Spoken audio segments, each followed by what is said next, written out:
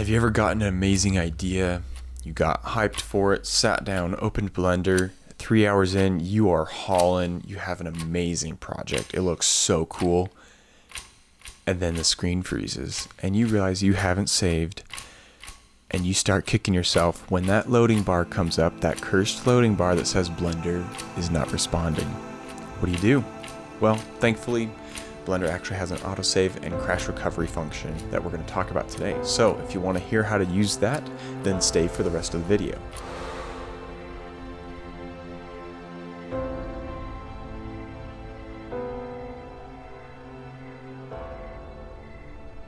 Now let's get into the meat of the pie. I want you to open up Blender, use your latest version of Blender right now that is currently the 3.6.2 LTS, which is long-term support. Great for production teams because it's consistent and receives updates for up to 3 years. Anyways, open Blender and then you should see in your toolbar, click Edit, and then you should have the option at the bottom of that menu, Preferences. Select Preferences, and then on the left side of your Preferences menu, you should see a Save and Load section.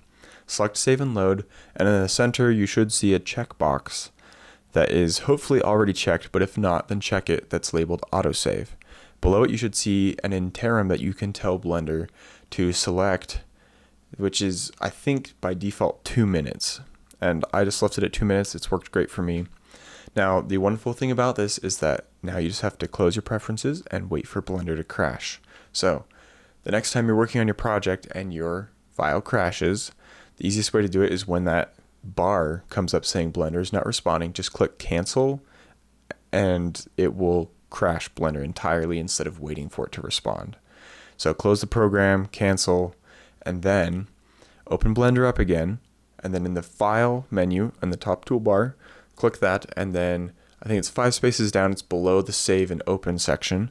Then you should see a recovery option. Select Recovery, and then there are 2 options.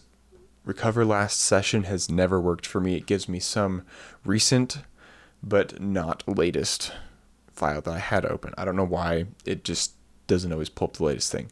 But your Autosave button, click Autosave. It'll bring up a file folder inside of the temporary files hierarchy of Blender, where it keeps all of its autosave files. And if Blender has crashed recently, then your file will probably be called quit.blend with a time code on the right side that is most close to the time frame that your Blender file crashed. This is amazing because my quit.blends, or sometimes it's not always labeled quit.blend, sometimes it's just autosave and then the closest time frame to your crash. Either way, it's almost always given me a crash recovery file that's within a minute of Blender crashing. This means that you won't lose your 3 hours of work.